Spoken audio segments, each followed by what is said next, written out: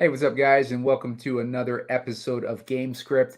We're going to be taking a look at the game between the Tennessee Titans and the Pittsburgh Steelers tonight. We're looking at the Titans as 2.5-point dogs playing in Pittsburgh. It's going to be an interesting game. We got a low total on the game tonight as well, looking at a 36.5-point total. We got rookie quarterback Will Levis, and Will Levis had an amazing game in his debut last week for the Titans. He ended up throwing four touchdowns, and all those touchdowns were bombs too. They weren't just regular touchdowns. All of them were bombs. Threw more touchdowns in one game than Ryan Tannehill has thrown all season. The question is, how is Will Levis going to do against a tougher defense? We got a Pittsburgh defense that is second in the league in takeaways. They got a +7 takeaway differential. We got Tennessee with a -2 takeaway differential. So we got an advantage on takeaways from an aggressive Pittsburgh defense that plays better at home than they do on the road. They are doing amazing on the road. They've scored double-digit DraftKings points every game except for one, which was week 1 against San Francisco. Will Levis did not do so well against pressure last week. And Pittsburgh's defense is amazing at bringing pressure. They got TJ Watt, who is one of the best pass rushers in the league, and he is potentially going to feast on a rookie quarterback who has a cannon for an arm but might be prone to making mistakes. So the million-dollar question for tonight is going to be, is Will Levis the real deal?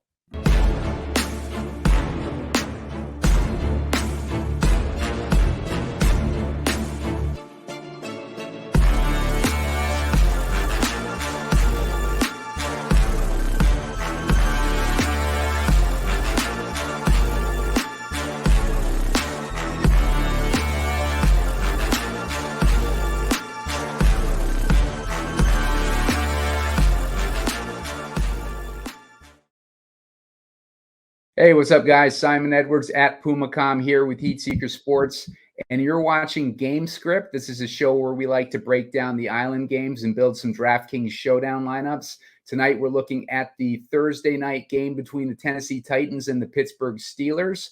We got a 36.5-point total with the Tennessee Titans as 2.5-point dogs. They got a new quarterback in Will Levis, who everyone's excited about. And Bob Gomes and I are going to break down this game and give you some insight into what we think about Levis's chances of doing well in this game and just the game in general. So, Bob, thanks for joining me today. What's going on, man? Now I'm excited to break down the slate. Will Levis obviously had a fantastic rapport with DeAndre Hopkins the other day, so interested to see how he kind of bounces back on a short week. I think that's going to be pretty intriguing based on how he played the other day, really, right? Like, it's getting acclimated to the NFL, and now you're on a short week. How are you going to respond? So, yeah, excited to talk through this showdown slate with you. And more than that, how you been, Simon? Been a while. Been good, man. I think it's been since week 1. I think week 1 was the last time maybe we did a show together.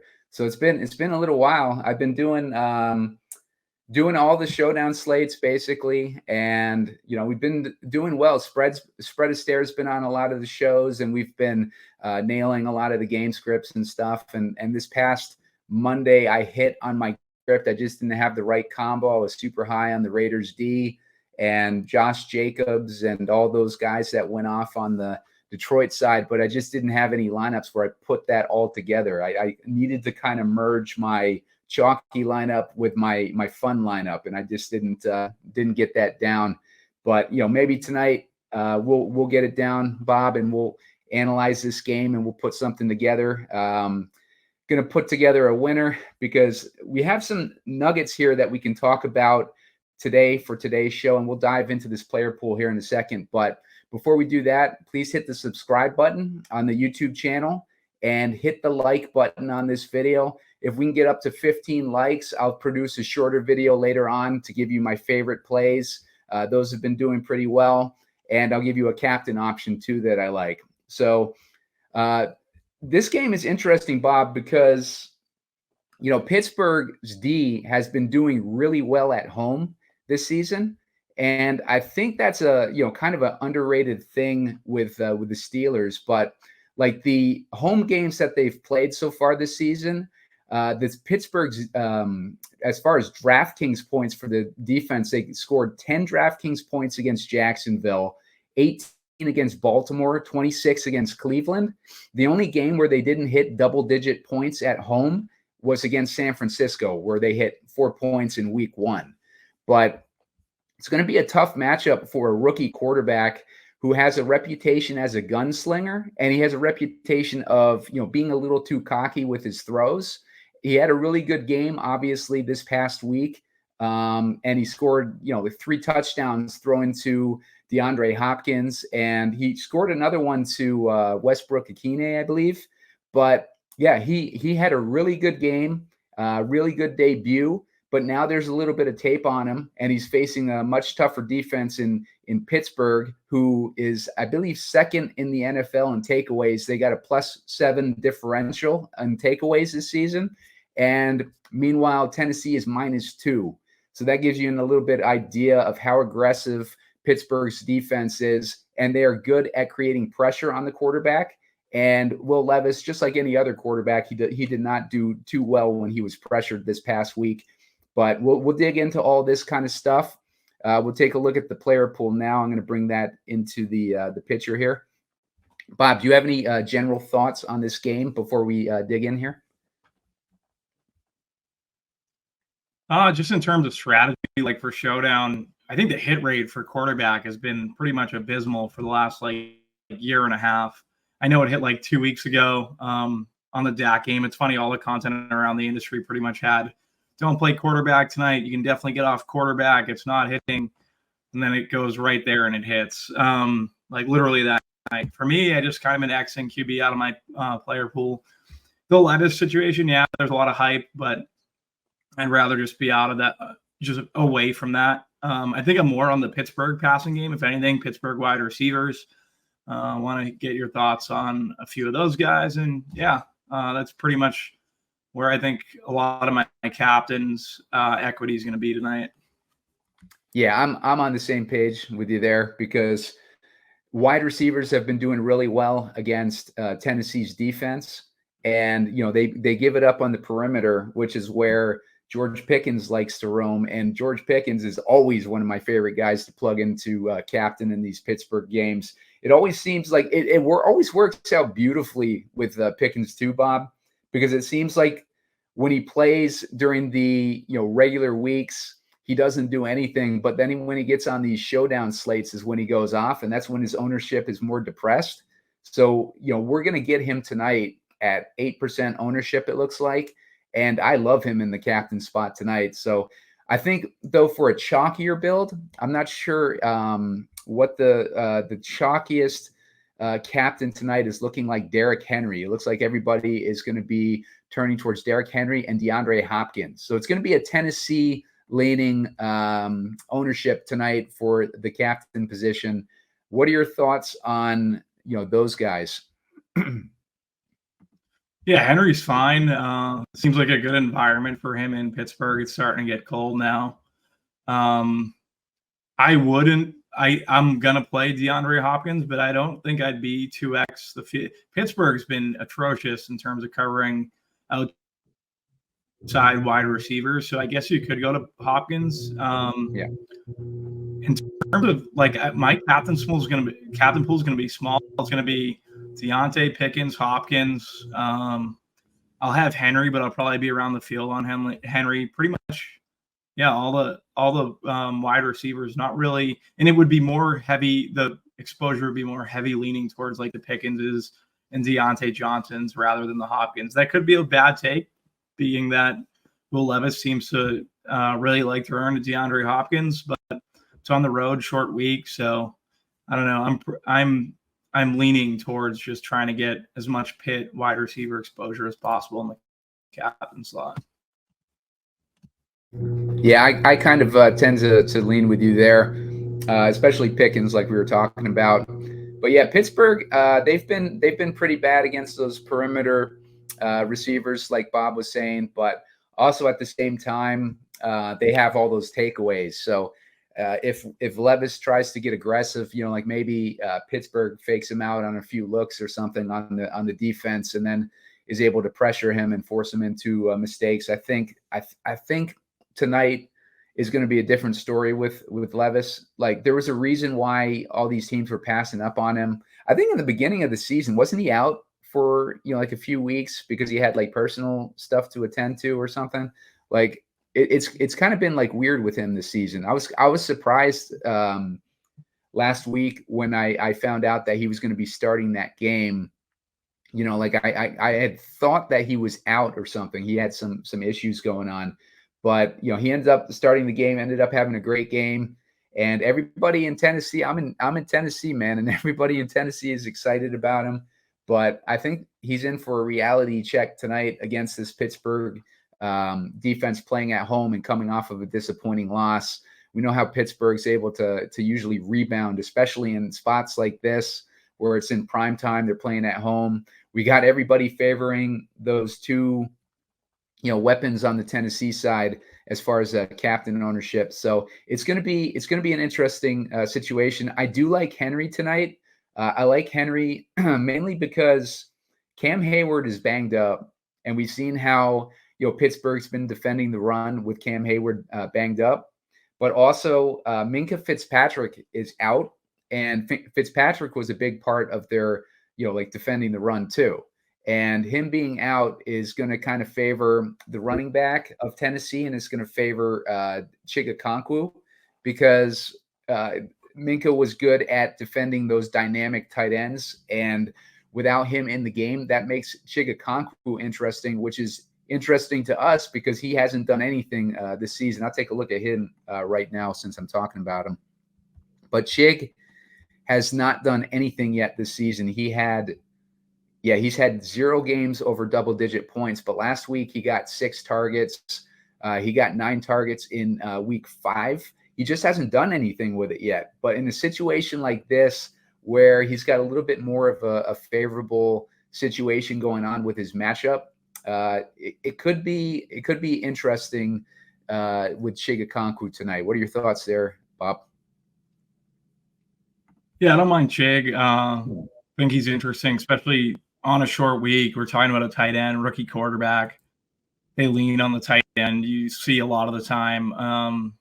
Probably definitely have more of him in the flex. But yeah, I think he's for sure in play. If you wanted to play him at captain, 6,300 is a good price for a captain and the guy who should be a pretty intricate part of their offense. So yeah, I don't mind Chig. I think I would prefer Hopkins. I'd prefer Henry, obviously. But yeah, I think I would prefer Chig to Treylon Burks. Yeah, I understand why you would play him with Minkah out. It's definitely a benefactor. Like, he's definitely a beneficiary. So getting to him, I think, makes a good bit of sense.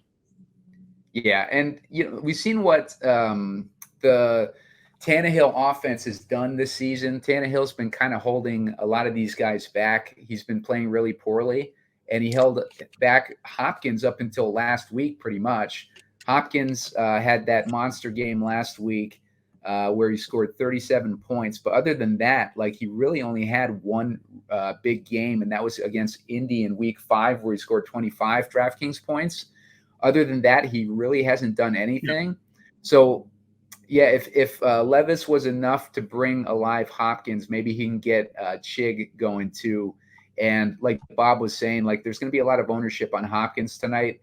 I definitely am not really looking at Chig as a captain option, but in the flex where we need that salary saver, I think Chig is going to probably go pretty low owned tonight. I'll get you an idea of where his projected ownership is just in the flex position. It's about 21%.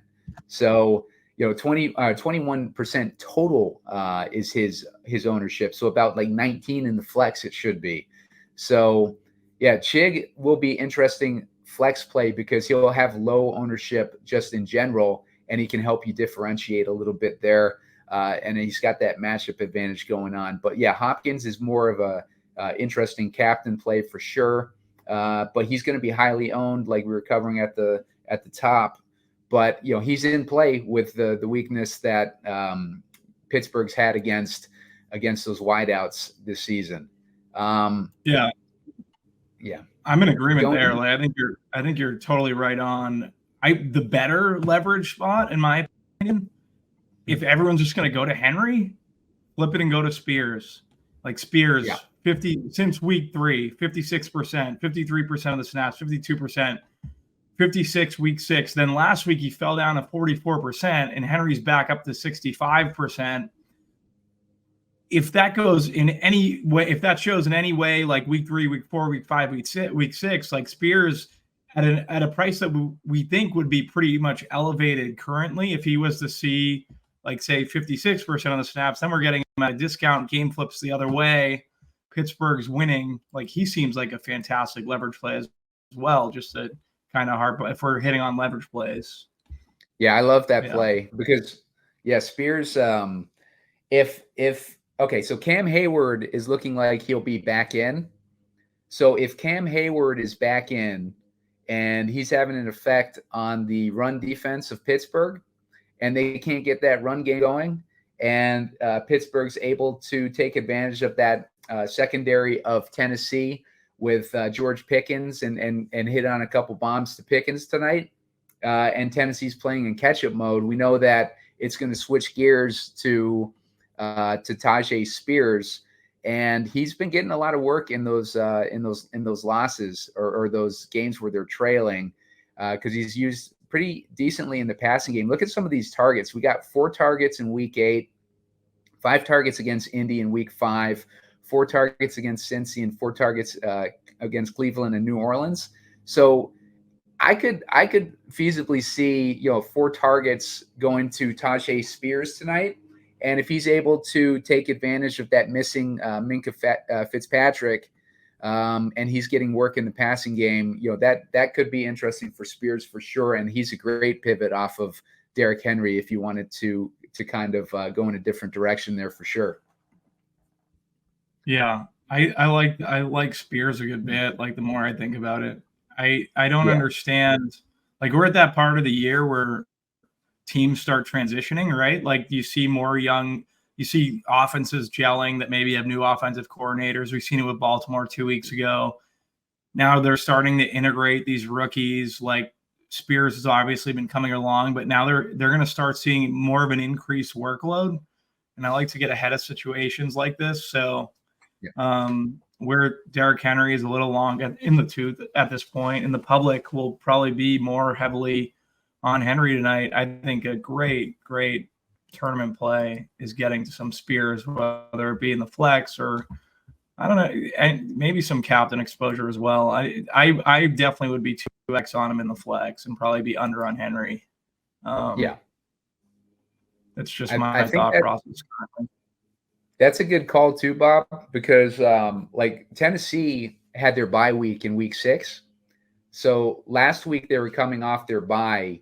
They came off their bye. I'm sure they, had some plans of using Spears more in the game, but because they took that big lead, like right off the bat, they were, I think, leading throughout the game.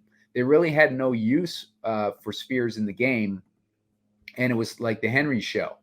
So in a game where they might be, trailing, if they end up in a situation where they're trailing tonight, I could see Spears being used a lot more tonight than he was last week when they needed Henry a little bit more.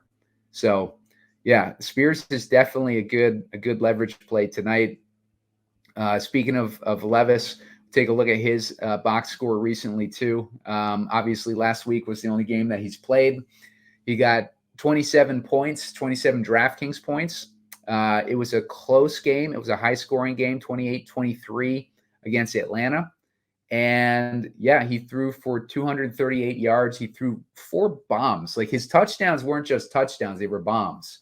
So, definitely had a good rapport with the passing game. But now that there's tape on it and he's facing a tougher defense, like we were talking about earlier, Will Levis might have a wake-up call tonight. But he could still get some bombs out there, maybe to, maybe he's got the weapons to hit bombs too. He's got Hopkins, he's got Treylon Burks, like when Treylon Burks is actually, playing well, and he's got Chig, who we mentioned, and then he has he's got a Conku to an extent, who's a dynamic, tight end receiver, but he hasn't done anything this year. But he has the potential, like we saw last year. Okonkwo was one of those weapons that they would hit, and every catch that he got, it seemed like he was catching like a 30-yard bomb in every game last season. Not necessarily for a touchdown, but he was making those long receptions each week, it seemed like. But this week he hasn't done really too much of anything. Tannehill's obviously out. Kenny Pickett is the quarterback on the other side. Pickett, there was a lot of question on whether he would play this week. He had a rib injury in his last game against Jacksonville, where he got pulled from the game. They had old man Trubisky jumping in for him, and things did not go well for them. They ended up losing 20-10. A lot of people were blaming Matt Canada, but from all accounts, it seems like it was just the offense that could not execute last week, and Kenny Pickett was at the center of that. Just not a really good quarterback in general. You can see that in his DraftKings points that he's scored so far this season. He's only had one game where he scored 18 points, and that was back in week 3 against Vegas. He's facing a relatively tough defense in Tennessee, but at the very least, with Tennessee, he is going to have options in the passing game to capitalize on their weakness in the secondary. So what are your thoughts there on Kenny Pickett tonight, Bob? Yeah, I like Pickett. Love his weapons. Diontae being back. He's been back for like 2-3 weeks now, coming off the hamstring injury. Always worried with like situations like hamstrings, or targeting guys that are coming off hamstrings, but he seems like he's in the clear at this point. So I like Diontae Johnson a good bit. You hit on Pickens. Fantastic play. We're seeing like the upside that we all thought we would see from him. Versus this Tennessee secondary, like schedule adjusted fantasy points, they're giving up a ton to wide receivers. Like I'm looking at it currently, both Pittsburgh and Tennessee for that matter. Like wide receivers are where you want to allocate a lot of your exposure tonight on both sides of the ball. I know we've kind of harped on it a couple times, but yeah, I can see myself playing a good bit of these pass catchers. And it's interesting because like it seems as if people are going to not want to play Najee, where I might play Najee and be a little bit under on Jalen Warren just because the game script that everyone seems to be considering is a Derrick Henry like game script. And if I'm going to build to like the total opposite side of that, I'm going to build to a Pittsburgh winning game script. So probably going to be a little light on Henry. And yeah, I think that like Najee, like I don't love Najee. I hate rostering him, but I just think from a game theory perspective, it's a single game slate. Like it's not like it's a main slate where I actually he has to contend with a lot of other backs. Like I can just basically play him, get over on him where I feel like a lot of people will be under. And yeah, I don't hate Najee in the game script that Pittsburgh is pretty much winning tonight. Yeah, no, I'm with you on that too, because if Pickett is banged up, like they're going to want to get that run game going a little bit more. Obviously, Pickett can get them a lead with Pickens, but once that happens, it's like they're going to want to get that running game going a little bit. You could just see it, like they're salivating to get that running game going. Like Pittsburgh, that's just their makeup. That's what they like to do. And Najee, he hasn't really been a factor too much this season. No, not at all. He's been Tennessee run D has been great too. Yeah, exactly.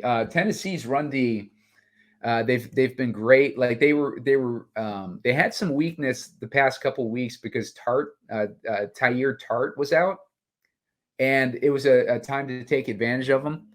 But now that Tart is back, their run D will probably be back to normal. But like to Bob's point, I talked about this with Josh Jacobs on Monday when he had a bad matchup against whoever they played on Monday. I can't remember, but he had a bad matchup. And one of my points was a lot of times where these matchups look obvious, where they look obviously bad, the defense is going to, know that they're going to want to target the weakness of the defense. So they'll allocate, resources to, maybe the secondary. And then Najee will have an easier matchup in the run game. So, like this stuff can easily happen. We saw it on the Minnesota game a few showdowns ago too, where nobody thought that their runner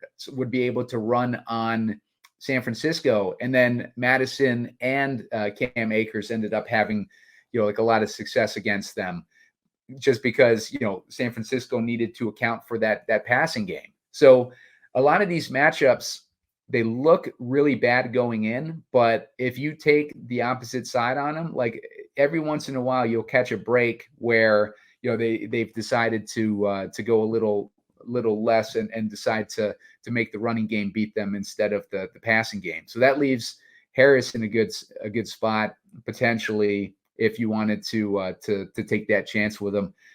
10 points last week, 15 points the week before that. He had, the last 4 weeks he's had like 3 out of 4. He's had double-digit points, which is better than he's been for the rest of the season. So, he hasn't been playing, too bad lately. So that, leaves him in a situation where he could potentially do well. He gets action in the passing game too. So keep that in mind with Najee Harris. He's a guy that you're going to want to probably keep in your playing pool, and he's cheap. He's cheap relative to the regular starting running backs too, at only 7,200.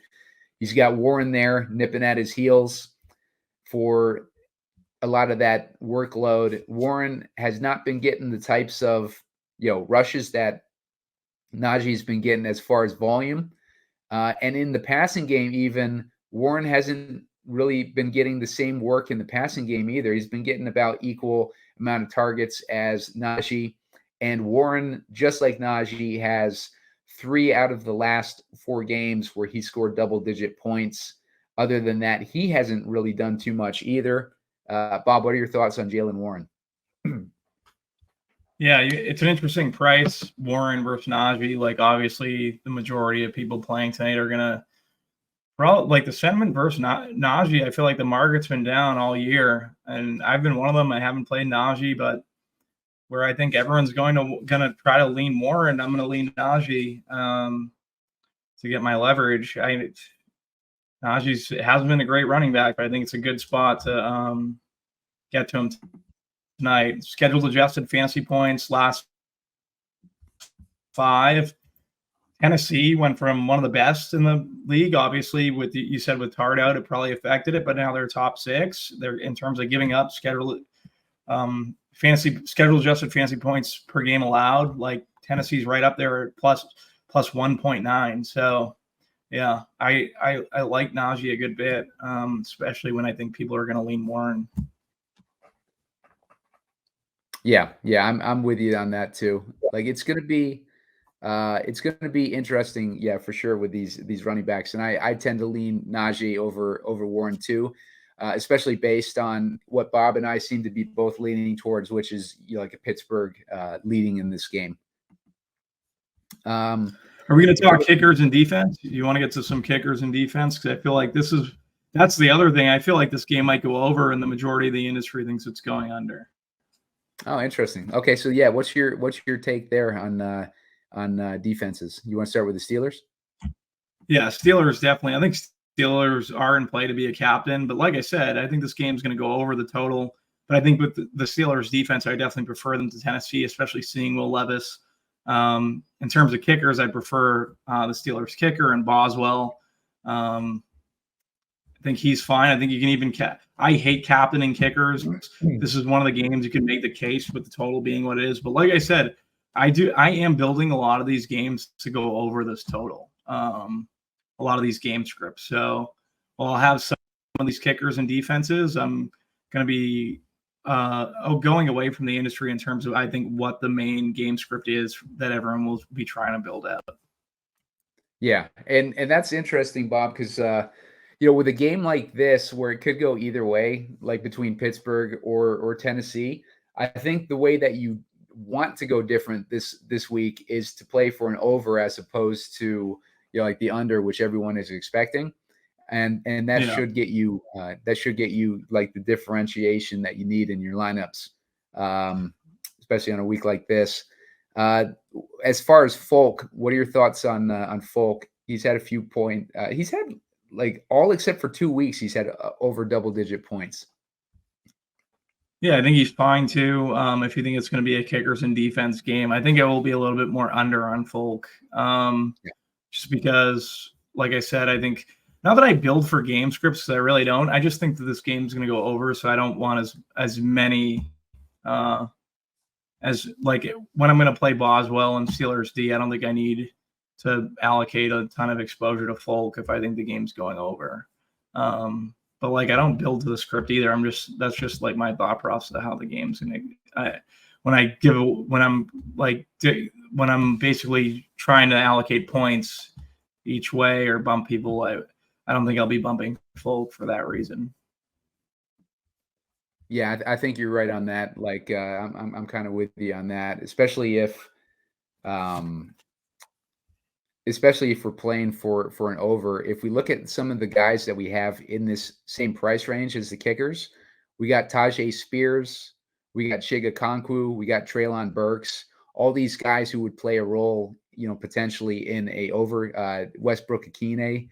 There's a lot of guys that are cheaper than kickers that have more upside than the kickers, especially if you're projecting an over for the game script tonight. Yeah.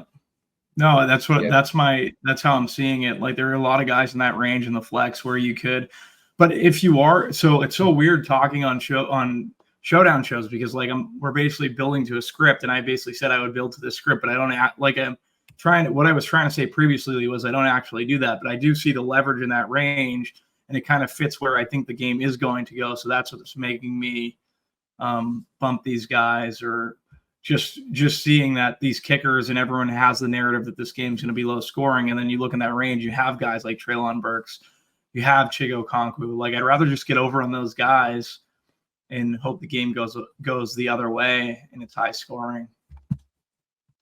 Yeah. Well, one of the things that I've been doing lately, you know, when I like in this past showdown slate with the Raiders D that I was high on, just kind of looking at a lot of people don't look at the individuals on the defense and kind of build narratives around them.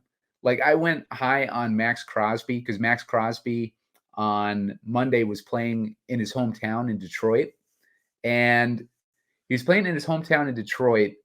The offensive line was banged up for Detroit. And even though I thought that Detroit was going to be able to put up a bunch of points, I figured that the Raiders defense would be a good play regardless of that. Because if you kind of separate the mentality that, you know, if it's going to be a high scoring game, then the defense is, you know, like you might as well take them out of your player pool. Like the defenses can be high scoring games too, you know, like in this past week or this past Monday, you know, when Detroit was putting up all those points, the Raiders had 13 DraftKings points in the winning lineup in the main contest on DraftKings. The winning lineup had Detroit's defense, which had 12 fantasy points. So if you had the Raiders defense in that lineup, like over Detroit's defense, you would have shipped the whole thing. You would have shipped the solo ship there because the guy who ended up winning that contest shipped $300K. So you would have beat him by 1 point if you had that same lineup and swapped out the Raiders D for the Detroit D. So, you know, it just kind of gives you an indication that if you like a defense's matchup, you can still plug them in even if you think that the game can go over the total. And that's why I kind of like Pittsburgh's D tonight. I know they're expensive at $5,600, just based on their history for, like the season, playing at home and just Pittsburgh's defense in general when they play at home.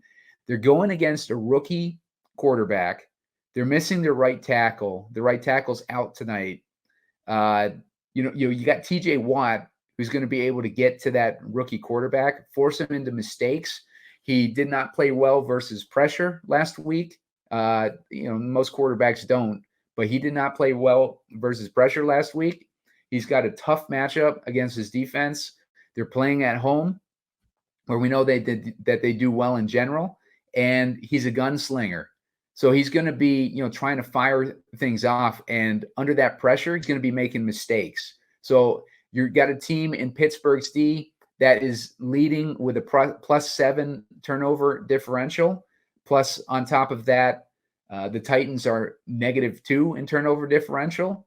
Like I could just see Pittsburgh's D having a major role in the game tonight, regardless of whether it goes over. Because maybe it goes over because Pittsburgh's D gets like a pick six, and then they get a few interceptions that set up Pittsburgh for easy scores, which we can look at that when we're doing our actual script. But Tennessee can still put up a bunch of points, but like Pittsburgh's D could still end up in that optimal, regardless of that. Yep. But yeah, well, let's take one quick look at Burks and Akine here, Bob, and then we'll jump into building a test lineup. So Treylon Burks, he's been hurt for pretty much most of the season. He's been pretty much hurt for the most of his career. I think he's only scored 1 touchdown so far in his career. But if we're looking at Will Levis, who's a little bit more of a risk taker with throwing the ball, Treylon Burks is one of those guys who's able to catch those contested balls. I could see Treylon Burks in a situation like tonight. Minkah Fitzpatrick, again, is out. Treylon Burks has kind of that tight end like type of vibe to him. I could see Treylon Burks, taking advantage of a matchup like that too. What are your thoughts on Treylon Burks tonight, Bob? Yeah, like Burks at 3,800. We've obviously seen promise when he has been able to stay on the field. He's explosive. We talked about at the top how basically Levis likes to throw the ball deep. Burks seems to fit the mold of a guy who could take the top off the defense. So, yeah, definitely don't mind playing some Burks. Pittsburgh is a very physical defense. Hopefully he can stay on the field. But at 3,800, I think it's a very good price and someone that I think a lot of people will try to pair with Levis or in Levis stacks. Yeah, and last week it seems that Burks played about half the game, coming off of his knee injury. He played half the game last week, eased back in. We don't know how much work he's going to get tonight, but that's something that you might want to keep an eye on. The Twitter reports and whatnot, beat reporters and everything. Get an idea what Treylon Burks is expected to play tonight, before making a hard commitment on him. But he's only 3,800. Like for a guy who we know what his upside potential is.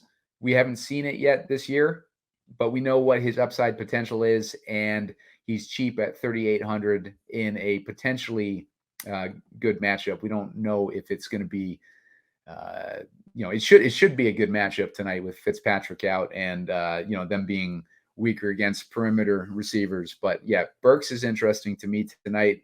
Westbrook-Ikhine, another interesting guy. He caught a decent touchdown. He caught a 33-yard touchdown from Levis last week. Only scored like 10 fantasy points though. He's had a couple other good games this season. 16 fantasy points against Cincinnati, 11.5 against the Chargers. Other than that, he's gone kind of MIA, but different quarterback that we're talking about. Only got 2 targets last week from Levis, though. So, I think I would lean more Burks than Westbrook-Ikhine. But what are your thoughts there, Bob? I would definitely lean more Burks than Westbrook-Ikhine. It's funny. I'm seeing like a ton of Pittsburgh 5-1s. Just running out some optimizer builds. So, yeah, I don't know. Is Levis, like, I know we talked about not playing the quarterbacks, but is Levis and like a guy like Burks or a stack like Hopkins leverage off of Henry? If we think Henry's going to be fairly owned. or that's kind of like an interesting build in general, just because you're talking about a guy that does push it down the field. He does use his legs.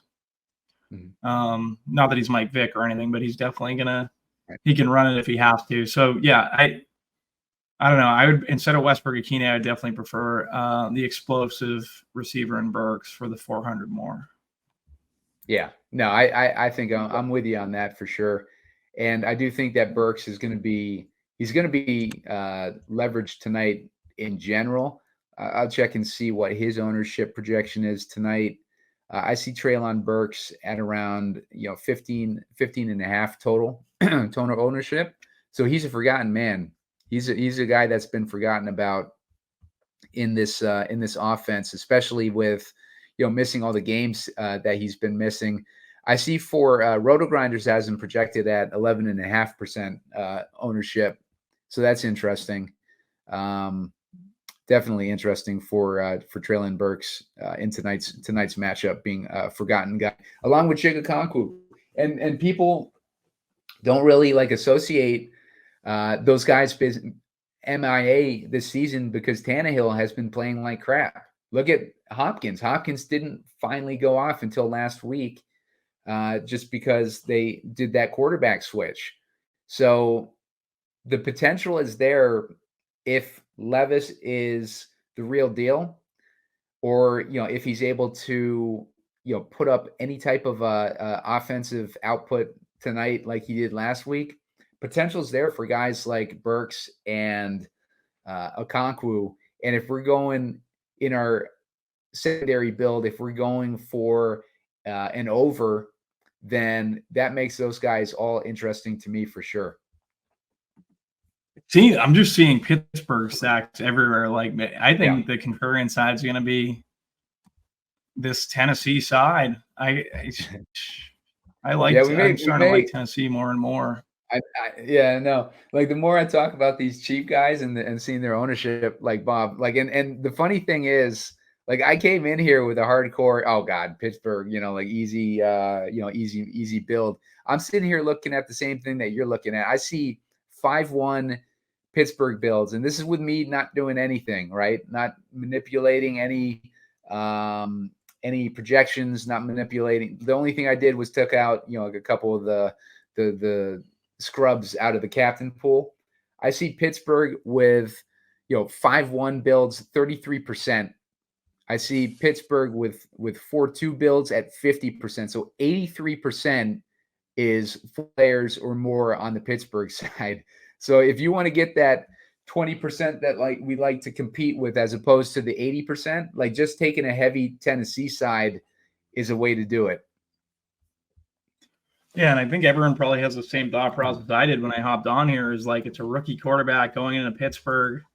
Pittsburgh's defense really likes the blitz, short week. Yeah, everything slamming Pittsburgh. Just want to see in terms of stack exposure.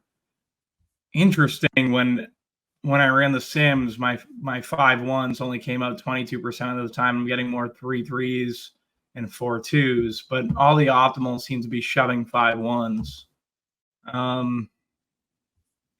Yeah, I think I'm gonna be stronger on this Tennessee side and just see where it goes.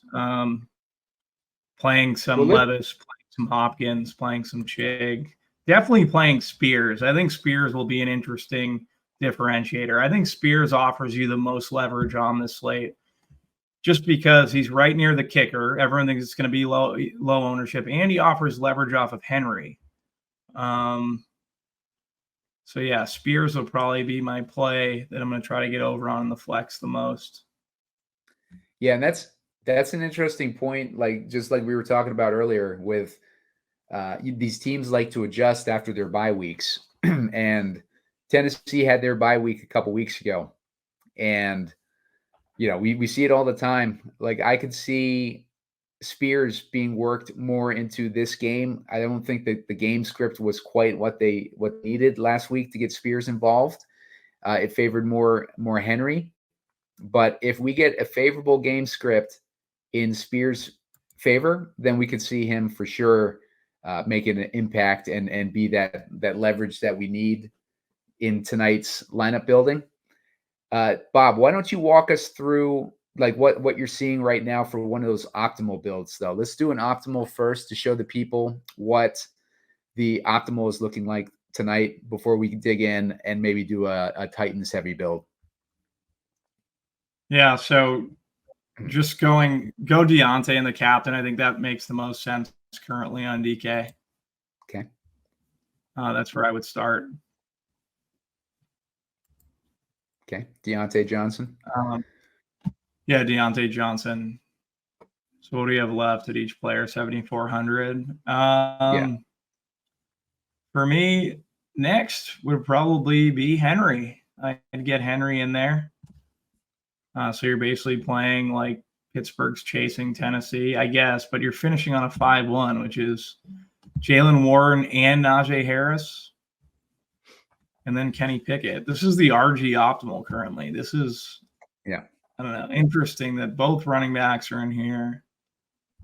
Kenny Pickett, Connor Haywood, and Diontae. No Pickens, for what it's worth. Henry's hitting 38% of the time in 100 lineups. So he's the highest owned Titan. And Diontae Johnson's the highest owned Steeler, 68% of the time. Okay, so they want us like to put both Harris and Warren in there? It doesn't seem like it would be the greatest optimal. Yeah. Let's try to build what we think that the chalk might be. Because I'm with you on the Diontae and the Henry. I think if people are putting Diontae, they're probably going to want to put Pickett in there, right? At 9,200, he's pretty cheap. Do you think we should put Pickett? I would imagine, but you don't necessarily need Pickett with Diontae. But yeah, Pickett I would put in there. Yeah. Okay, so let's get Pickett in there. Let's maybe get Levis, because people are going to want to put in the shiny new toy, right? Yeah. Even though he doesn't really make sense, he would make more sense with Hopkins in there over Henry. But let's just plug him in, see where it leaves us on salary, because he's pretty cheap too at 9,600. That leaves us with 3,500 per position left. We got 2 more spots. We can look down here in those cheaper guys that we were looking at. Maybe we put in Treylon Burks at 3,800. See where that leaves us. That would leave us with, like Cam Hayward on the Pittsburgh side. Maybe we do something a little bit different. Maybe we get like Levis out there. We're looking at 5-1 and 4-2 builds on the Pittsburgh side as being the most popular. So maybe we look at one of those running backs. If we're going to pick between Pickens, Najee, and Warren, thinking in terms of what the field would do, Bob, which one of those guys do you think would be the most likely to get in this lineup? I think it would be Pickens, but I don't. I just think at 8,800 for an optimal build, it's not going to be Pickens.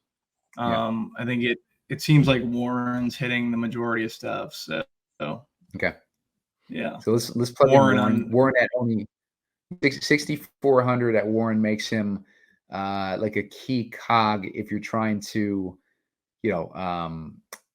balance out your lineup here, because that leaves us with 5,100 per person. That puts us in Boswell, Boswell, Folk, Okonkwo, Burks. We can get two of these guys in for that range that we like.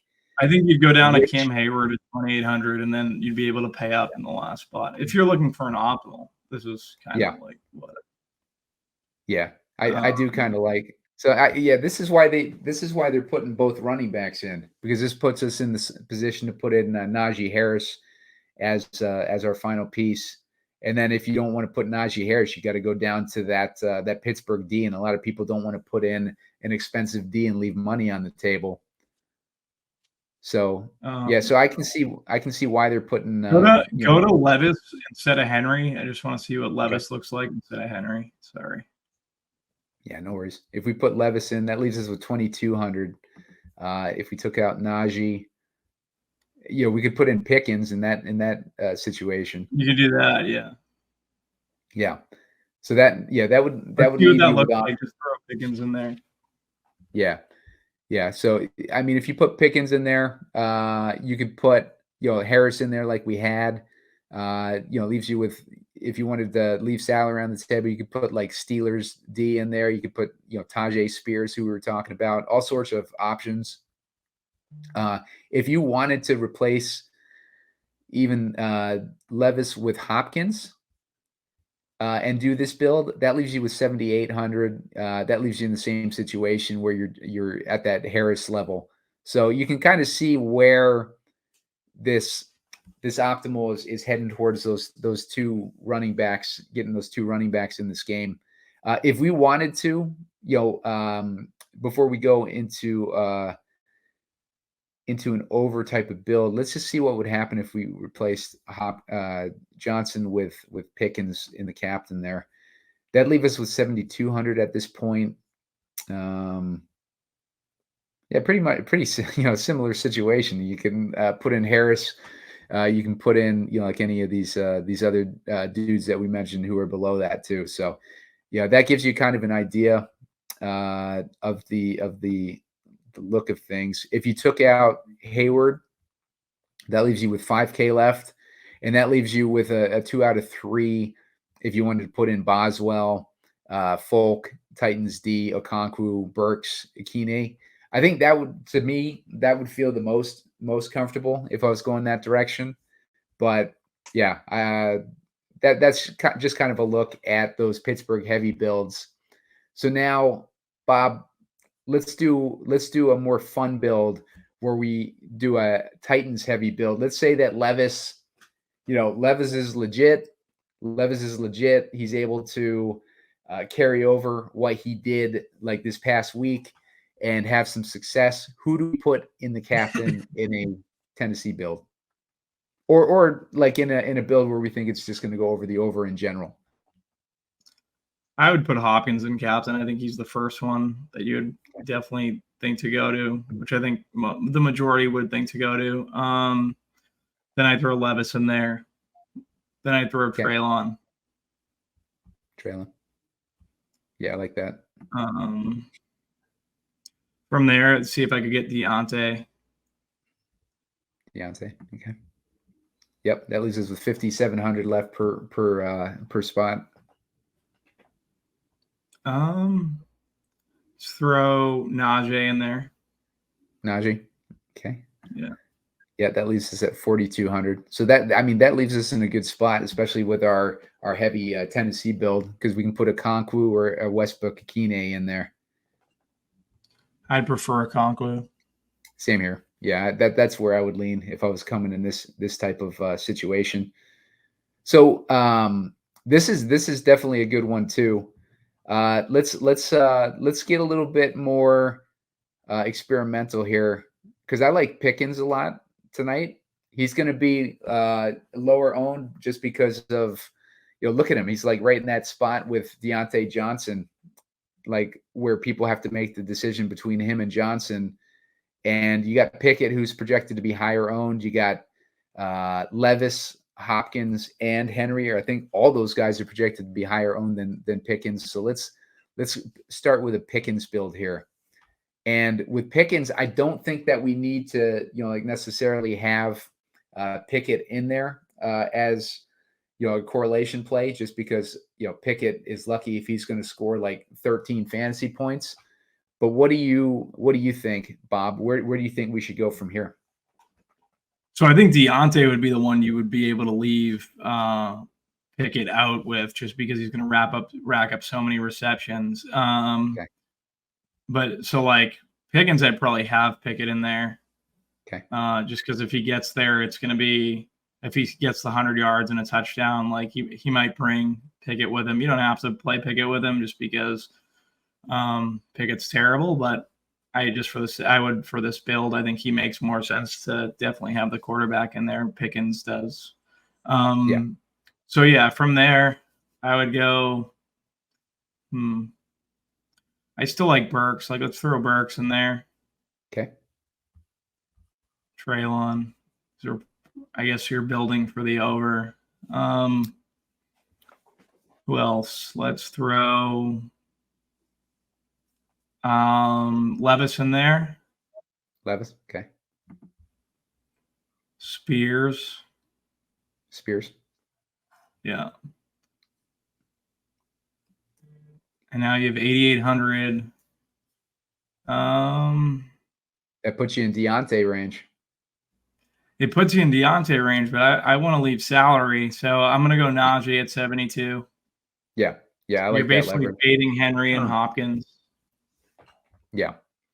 Like, yeah, obviously, this isn't an optimal build, but it's just how much salary we're leaving currently. I just want to see. 8,800 is how much we No. have. If you added Najee, what are you leaving? Oh, okay. Let's see. Najee over. No, you're just adding Najee in the flex. Oh, if we added him in, we'd have let's see, 1,600 left over. Yeah, it's a good showdown build. Leave 1,600. You know, rather than just leave the 4 with Diontae. You just leave the 6. You basically leave 16. It's one of those slates where I think you're going to want to leave some salary, and you're fading basically Henry and Hopkins in this build. Not that that's like what you want to do in every build. I'm not saying that at all, but just saying that this is just differentiated in for showdown. It's a build that I would find interesting in like larger field GPPs. Yeah. So I think too, you hate it. No, I like it. No, I like it. Like, yeah, don't tell it. You didn't like it. You didn't even put Najee in there. Even 1,600. You got to leave some. We're leaving some salary. You know. Yeah. No. I definitely like it because let me. Like, I've never. Yeah, I'll let you know like where I was leaning. You know, before the show started, I built a bunch of lineups with this kind of core. I went with Pickens in the captain. I had I think I had Pickett out of there. Let me just double check here. I had Pickett out of there because I wanted to go with no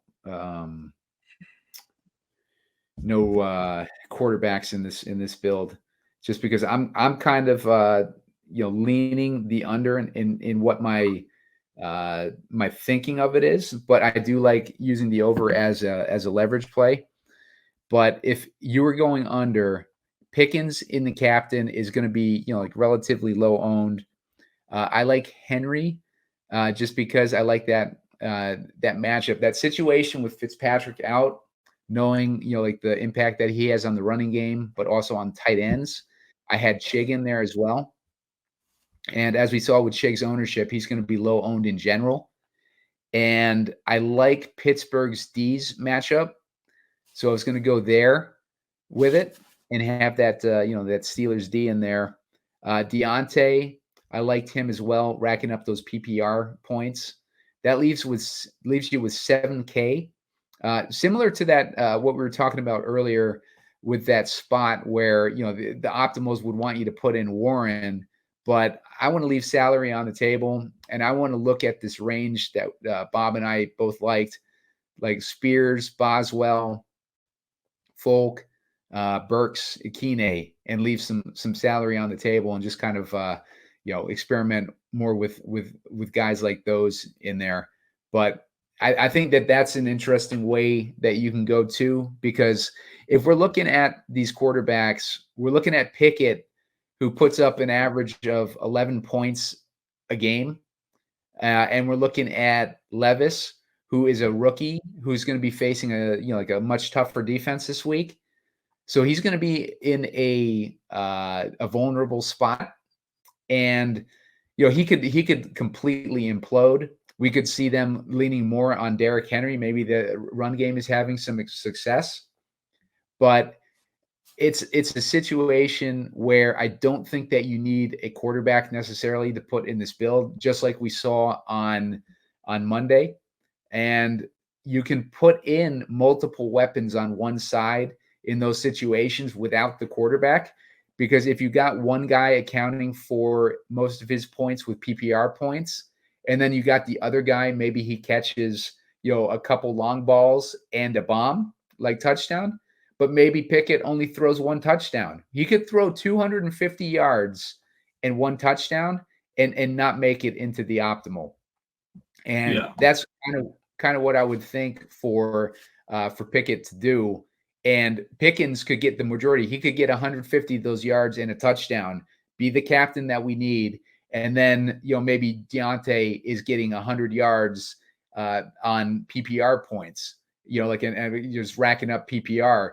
And he makes it into the optimal. But Pickett, he's left in the dust because he only threw for 1 touchdown. And he hasn't, he's banged up, so he's not running the ball. So then in that situation, on the other side, they're throwing, obviously they're needing to throw. So maybe on the other side, Tennessee's got the lead and Henry is doing the most damage. And when Levis has to throw, he's throwing to Okonkwo. Maybe Levis has made a few mistakes where he's thrown to that Steelers D. They've intercepted the ball. They've sacked him a few times. Like the coaching staff is like, okay, get this, get it in Henry's hands. We need Henry to take this game over. And Henry does so. And, maybe Levis can only get the ball to, Okonkwo or, like someone like Burks. Maybe Burks steps up in this game. Or, maybe Pittsburgh. Another thing that could keep Pickett out of that optimal is when we got Diontae Johnson racking up all those PPR points. Maybe Boswell is the guy who's closing it out, or we could get Warren in there. Maybe Warren's the guy that's, scoring the points there. You could take Okonkwo out. You could put Burks in there and you could put Najee in there. Then you got Najee, but that's only going to leave you with like $200 salary. So that would probably be a dupe lineup for, all those Pickens lineups. But you have those options, like of all those other guys that we talked about too. So like that's a direction that I kind of like to go in. Like if you don't want to play for, that heavy Titans build, but keep in mind too, if you put in 3 Titans instead of 4 Steelers, that's going to make you a little bit different too with what Bob and I were going over with what the optimals are trying to like jam in all those Steelers. But what do you think on that direction, Bob? Yeah, I don't hate that at all. I think that if not playing Pickett is a good route, especially if you think he can throw for 250, a touchdown, and not be on the optimal. I think that's not the worst outcome or way to build for this slate at all. Yeah, and I think Tennessee's even given up 237 passing yards a game. So I could totally see, Pickett getting in that range. And keep in mind, like he's banged up. He got taken out of the game last week. Trubisky had to go in there and finish up for him. So if he's banged up, I could totally see, he's not going to be running the ball as much. He's going to be getting a little bit less PPR point, or not PPR points, but just running points and just points in general. Yeah. If they take a more cautious approach with him, Najee, that would make Najee in play, because if they're having success in the passing game, they're throwing for like 250 yards or whatever. That's going to open things up for Najee or Jaylen Warren to kind of do some work too. So, I think from a game script perspective, it makes a lot of sense to kind of go in a direction like that. But, I think that there's lots of directions that we can go tonight. And I like, what Bob was talking about too, with going Tennessee heavy. That will definitely get you different tonight. Bob, do you have any final thoughts? No, that's pretty much it. Good luck tonight, guys. Happy to do the show with you, Simon. Long time no see, so it's fun to catch up and do this. Yeah, definitely. And Bob, where can they find you? You're doing a lot of NBA content right now, on top of being on the Sunday Grinders Live NFL show in the morning. Yeah, at RotoGrinders, do the Grinders Live show, and yeah, doing some NBA stuff, Crunch Time and Grinders Live. So yeah, tune in. Nice. Yeah, and make sure to hit that subscribe button on the YouTube channel, Heat Seeker Sports, and make sure to follow us at Heat Seeker Sports over on Twitter. You can follow me at Pumacom over there. And Bob, what's your Twitter handle? Bobby Gomes DFS. Nice. So Bobby Gomes DFS. Make sure to follow Bob. He's always got good insight into NBA, MLB, NFL, whatever you're looking for. Bob is one of the go-to guys that I reach out to when I have an idea that I want to bounce off somebody. And it's always good working with you, Bob. And I hope to do it again soon. Yeah, you too, Simon. All right. Hit the like on that, on the video on the way out. We get 15, and I'll put out a shorter video with some favorite picks with more research and news coming in. So thanks for watching, guys. We'll catch you next time.